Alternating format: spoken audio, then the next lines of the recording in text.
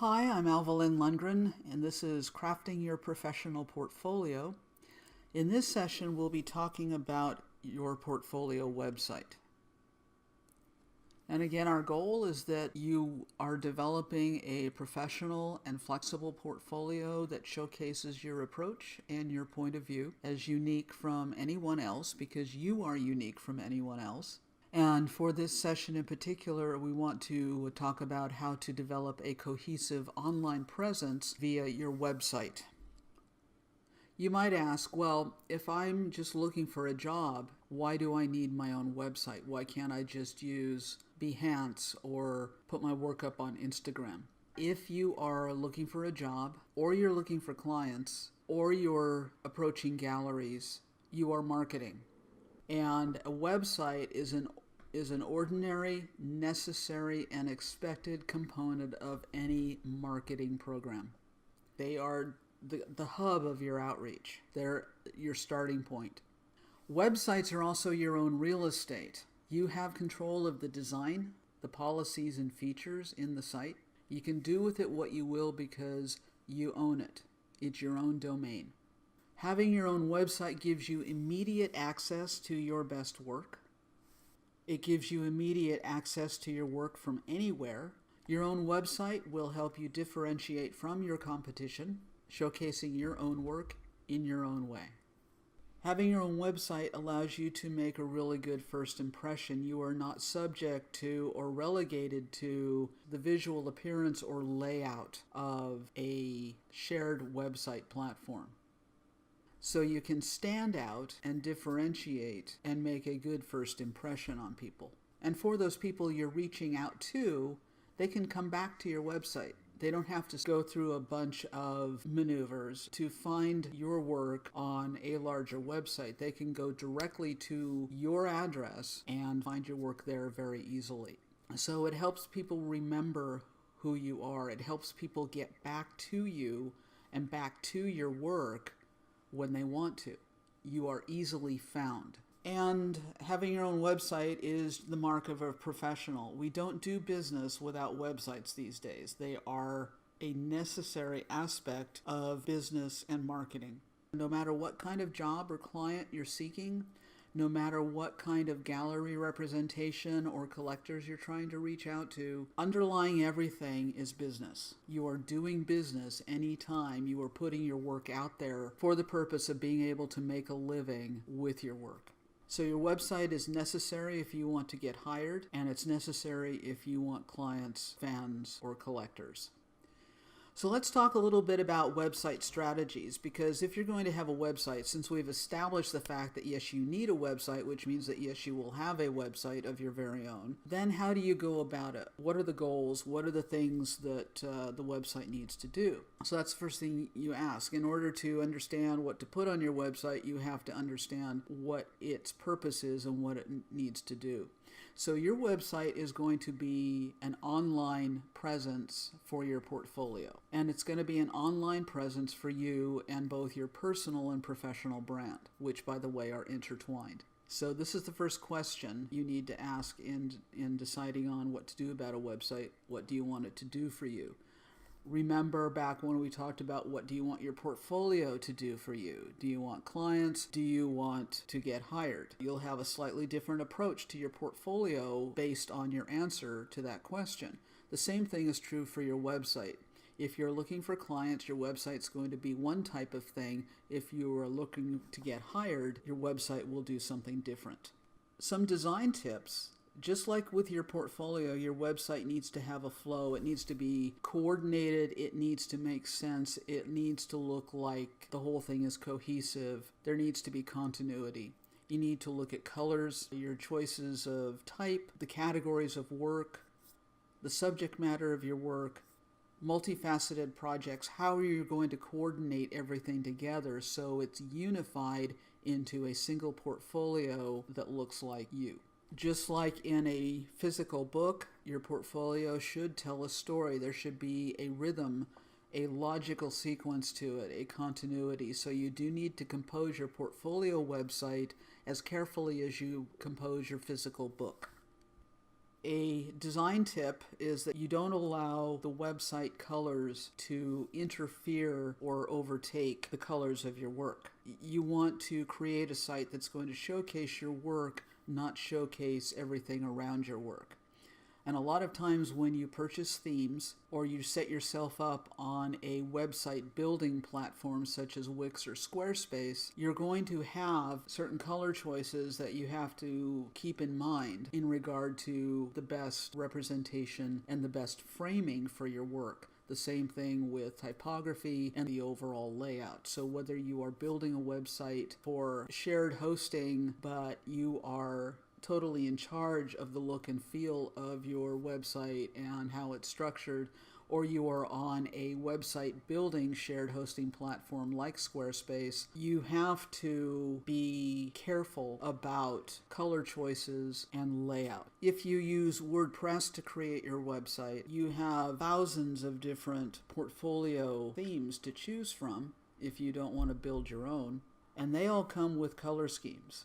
And sometimes you can't change your color scheme, or there's a limited capability of changing color schemes within some of those themes unless you know how to do the back-end coding. So if you're going to build your site in WordPress, make sure that the theme that you choose is going to allow you the range of color capability that you need.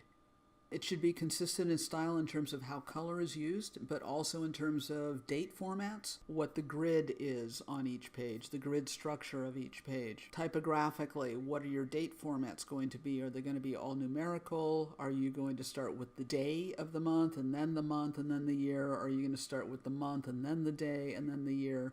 That should be consistent page to page all throughout your site. How are you going to use end dashes? Are you going to use end dashes or hyphens? Are you going to use inch marks or quotation marks for quotations? When are you going to bold text from page to page within your website? You need a consistent style. If you don't have consistency page to page, it is unprofessional. And it's also not just unprofessional, it's ineffective. Just like in a physical book, when you present your portfolio online, positioning is important. You want to sandwich the weaker work between the stronger work. This is especially true if you're using an image carousel. It's also true if you're using a grid gallery or masonry layout. So remember the serial position effect, the primacy effect, and the recency effect whenever you are creating an image slider or carousel. Include only your best work and include only work that matters. Now, the one thing about your website that I will say here that's different from your physical book, other than one being digital and one being physical, is that you are not going to target your website in the same way that you are going to target your physical book. Remember with the physical book, we talked about being able to add in pieces and take out pieces based on who is going to be viewing the book. So you can target a physical book specifically to a certain employer or client. Your website will showcase a broader range of images. You will categorize your images, so each one will have metadata and be assigned a category so that your work can be easily found, but you're not necessarily going to target your website to a particular potential employer or client every time you go out on an appointment. The website will have a broader display of work. Make it easy for people to find what they have gone to your website to find. Make sure they can get to your portfolio quickly, your contact information quickly. Don't make your navigation overly complex. On each page in your site, information should be presented in a logical order. What's the first thing people need to see? What's the next thing? What's the third thing? What action do people need to take? So your visual structure needs to make sense based on what you're presenting and who your visitor is. When you want people to do something on your website, like sign up for your mailing list or download your resume, you've got to make those call to actions very clear. So those have to be emphasized and focal points within their areas on the page. And to help with that, you want to use normal conventions. You don't want to create a website that is going to be so unique that people don't know what to do or how to navigate it. Use standard conventions things you'd find on every site so that people arrive and they don't need a set of instructions to follow in order to know how to use your site. You also want to keep your website as simple as possible and as complex as necessary. You don't want it overly simple nor overly complex. So let's go over some of the essential content and features you'll need on your website, whether you're a freelancer or a job seeker. First of all, for job seekers, you'll need a visual brand of some sort, a logo, wordmark. That involves color scheme and also typographical considerations. Obviously, you will need a navigation menu. Even one-page websites should have a navigation menu to make it easy for people to click and find content on the page lower down.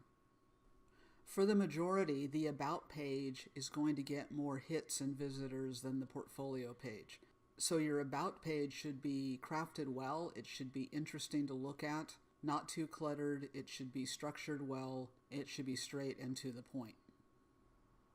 To showcase your portfolio, you'll need a gallery of some sort, either a grid or a masonry gallery, and Lightbox. Lightbox basically gives the capability of clicking on an image and it enlarges. You'll need your contact information. You don't have to have a contact form, but you will have to have information so that people can get hold of you. For job seekers, your portfolio is probably going to be your homepage. So when people land on your site, the portfolio gallery or slider or image carousel is going to be the first thing they see, such as this. This is an illustrator, very consistent in her style. She's got a very graphic style. She doesn't even have her name on here. She has her logo, and it's easy to figure out how to get in touch. She's got contact. She does have a shop, so she sells her work as well as accepts commissions, and then obviously the portfolio. But this is her homepage, and so you land on her work, on her portfolio gallery. The same thing here. This is illustrator and exhibiting artist. The main focus here that's different than here is that he's really all about the work. He does have his navigation menu, but it's very subtle. He doesn't have a logo and specific colors to represent him, but he's got a distinctive way his name is set. This site uses more of a masonry setup. Again, fairly minimal header. This section up here is the header. Navigation menus, logos over here, and his socials down here. This is a product photographer. This is her home page, and she has a single image gallery that you can click, and she has her navigation and header on the side. On her interior pages, she includes a masonry gallery for each category of work, and then when you click on one of these, the image enlarges. So there's a Lightbox feature here too. There's a lot of white space set up just to showcase the work. Again, this is a product photographer. If you're a freelancer looking for clients rather than trying to get a job, you will want your visual branding, and this probably should be developed more because you're freelancing. You really need to set up a business identity as a freelancer, and so your visual brand is going to play a greater role in your effort to attract clients. And again, the visual brand will include the logo or the word mark, your color scheme, your typography, and anything else pertaining to your brand. Of course, you'll have a navigation menu, and even again, if you have a single page site, you still should have a navigation menu that anchors to specific content on that single page. Your About page will not just be a resume. You can also talk about your approach to your work, the types of clients you've served. You can include a client roster, the services you provide, pricing packages if you want. So whatever you want people to know about you is what you should include on that About page. You'll need a gallery for your portfolio, and you'll probably categorize your portfolio, such as this. So rather than just saying, here's my work, she's categorized her work. Absolute must contact information, and you'll probably be more likely to have a form that people can submit rather than just email address and phone number. And the reason is that if people are looking for you about a specific job, You want to be able to find out some initial information. The best way to do that is through a form. And then they fill out the form and submit the form that's sent via email, and then you can respond via email and take up the conversation in that manner. Because you will want to be able to promote your work directly to prospective clients and current clients, you'll need a list building function within your website. And that is basically a call to action to join my mailing list. Because if you're freelancing, you will promote your work differently and in a different frequency than if you were job seeking. You will want to consider a blog. Blog is good for business building and list building, education of clients, education of the industry, and also helps you become more of a thought leader and influencer within your sphere rather than just a wrist. Like Malika, you might want a shop. You might want to be able to sell work directly from your website, or this can link to another online store. Having a shop is a way to gain extra income. It is something to consider to diversify your income streams. And having your own shop on your own site is actually better than having a shop set up on Etsy. You do have to promote it and market it, but when you're on another website, you pay fees to be there. You basically pay a rent, you pay a per item fee or a per sale fee, and a lot of that can be avoided if you're setting up shop on your own site. Also, if Etsy changes its policies, then you're subject to that. If you have a shop on your own site, you don't have to worry about what anybody else is doing. So a shop is something to consider if you want to diversify your income.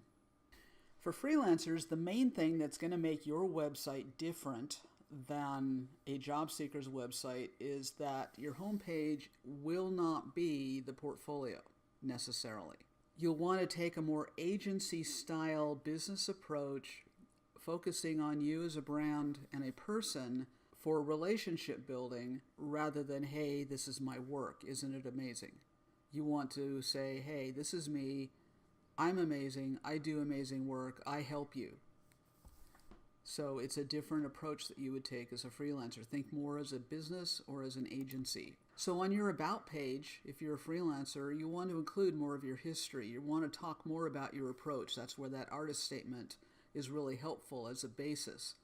And your point of view, same thing. Your artist statement is going to really help you with describing your approach and point of view. On your About page, you want to set yourself up as being accessible and approachable, expert in what you do, highly skilled, highly qualified, recognized in your field, and somebody who can bring value to businesses and organizations through design or through photography or through illustration. Include all your awards and recognitions, include affiliations, include causes that you support with your work, and that by hiring you, your clients will also support those causes. So generally speaking, the About page is going to go deeper into your story than just being a resume. So this is a illustration studio and also does self-published books. Their navigation, they've got their portfolio, but they're leading with one hero image on the home page. Obviously, they've got the logo, their About page, their portfolio. They've created some books. They've written in illustrated books, so that would be their shop. They have a blog, they have contact information, and they also include, looks like a couple Facebook pages and other socials. This is definitely a small agency, and here is where your artist statement becomes very helpful to you. Once you've got that thing written, it's easy to modify and update as you grow and mature, as you change focus, as you add new capabilities. But where it really comes in helpful is to be able to draw a value statement or a position statement that becomes your mission. So Berg & Kramer balances strategic thinking and exceptional design to reveal the heart and soul of a brand. So this is a design firm that helps develop brands. And so they do things very similar to what I do in terms of service offerings, but they lead with this position statement. Notice also that they've got the about, and they've got their work, they've got clients, and then they've got contacts. So they don't have a really complex site, and their simple navigation's easy to find. And then below the fold, they've got several different categories of portfolio. So they have sort of a hero image, a lot of white space. This is the kind of extent of their website in terms of width, but this is the above the fold on the home page. Conventions, when I talked about what kind of styling will you use on your website, they're using ampersands rather than the word and that is consistent. They're not using an ampersand here and the word and there. Those are stylistic considerations that you need to think about. Good design is in the details. Your portfolio, your resume, your cover letter, your website are opportunities for you to showcase your design capability. This is a UK-based design firm, and they lead with their position. So again, this is more of an agency style. They've got their logo front and center. They have navigation blocks. These are obviously part of their navigation, but there's a little more explanation. So it's a different take on the navigation menu. It's real clean. The only thing they've got on their homepage is a pencil, which speaks to craft and their approach. They don't do everything on the computer. They at least have some parts of their process analog methods. So they are multi-passionate, multi-service oriented, and they deal with developing brands for businesses and organizations. The handwriting font brings a sense of personal touch and accessibility. You're talking to people, not a large agency with account execs and a creative team and all of that. It's kind of like you're going to be able to access the principles of the firm directly. So again, comparing the agency style site to the portfolio on the front page, this does not neglect the portfolio, but it doesn't lead with it. This leads with the portfolio. Job seeker is where this is going to be better. Freelancer, small agency owner, business owner, this is for you. If you have questions about either of these or anything particular to tweaking your own site or developing your own site if you don't yet have one, feel free to ask them in the forum. One last thing, your About page is the most important page on your website because it is your background. It is where you tell your story. So use it well and make the most of it. Understand that if your only online presence is where a lot of other people are also present, you're in a crowd. There is no place that is your own platform. The advantages of having your own website are not just that you have total control, it's professional, people can find you, but it's your platform. You have a foundation to grow. In addition, though, to your own real estate, it is wise for exposure to be on other platforms and not just social media. Websites such as Behance or DeviantArt are social, and they can be considered social media, but their purpose is to showcase people's work and allow those people to be found. Now, some sites also want to market all your work. So some of the portfolio sites have you pay a fee and then they take over as your rep or your agent. There are pros and cons to that kind of site. But sites you might want to consider other than your own social media accounts would be Behance. Photographers I don't see quite so much on Behance, but I do see a lot of designers, lettering artists, type designers, illustrators, user experience designers. And it's a place where you can showcase your portfolio. People can log in and search for you if they are looking for a particular illustrator or designer to do work for them. Behance is owned by Adobe, and so you can load or you can submit to Behance from inside Creative Cloud, or you can upload separately. Creative Hotlist is the portfolio and job posting site affiliated with Communication Arts. And you can find both freelance gigs and look through job listings. Hotlist is paid, but it's less than $10 a year. There's no reason not to do this. Creative Finder is another similar site. It's a place to post your portfolio, to spread your influence, to increase your exposure.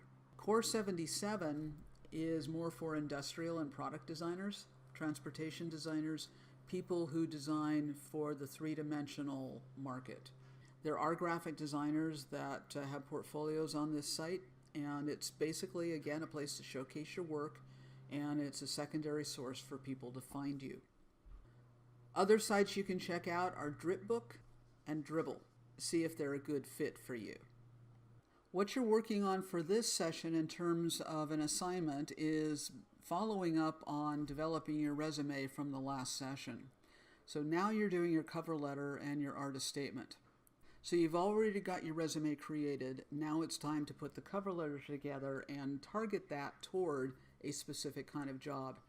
For the purposes of this exercise, you are going to go on job sites, Indeed, Glassdoor, even Craigslist, Creative Hotlist, wherever jobs are posted, and pull 2 jobs that are a good fit for you. Or if you are a freelancer, you are going to research on types of clients that you would like to work with. Who's your ideal client? Look at websites of 2 ideal client types and craft a cover letter to go with your resume that you can use to reach out to them. As a freelancer, you will not use your resume as much as you will if you are seeking employment, but you still should have a resume, and you still should go through this exercise, because instead of sending a cover letter, you'll probably send a cold or a warm email to a prospective client, and instead of attaching a resume, you'll attach your website URL. So this is still an exercise that will benefit you in how to research prospective clients and do a little bit of outreach to them. You're going to need to look for potential clients on your own. Again, think of what's the best kind of client you can think of working with. You can search trade associations within that kind of industry, chambers of commerce websites, online directories or printed directories of industries and trades. For each of the 2 employers or jobs that you select, you will write a targeted cover letter. So you're going to have 2 job descriptions, 2 cover letters, and an artist statement. You don't have to write 2 artist statements. For your artist statement, go ahead and research artist statements and see what they look like. Then write out a 1 to 4 sentence statement that is all about you and your approach and your work. What are you trying to achieve with your work? And then you're putting that together in a single PDF. And tips for your cover letter is to look at the keywords in the job description. What are the important things in the job description and the qualifications that are listed in the description, and craft your cover letters to fit those keywords and qualifications. If you are seeking clients, take a look at what they talk about on their website. Come up with a list of keywords that they use and craft your cover letter to address those key issues or keywords. Your cover letters will complement your resume design, and just like the resume, you'll also want to save the cover letter as a template for future use. So you're submitting a single 5-page PDF. Your first page in that PDF will be your artist statement and your name. Your second page will be one of the job descriptions and the related cover letter on the next page. So that's pages 1, 2, and 3. And then page 4 will be the second job or client description, followed by the second cover letter on page 5. So it goes artist statement, job or client, cover letter, job or client, cover letter.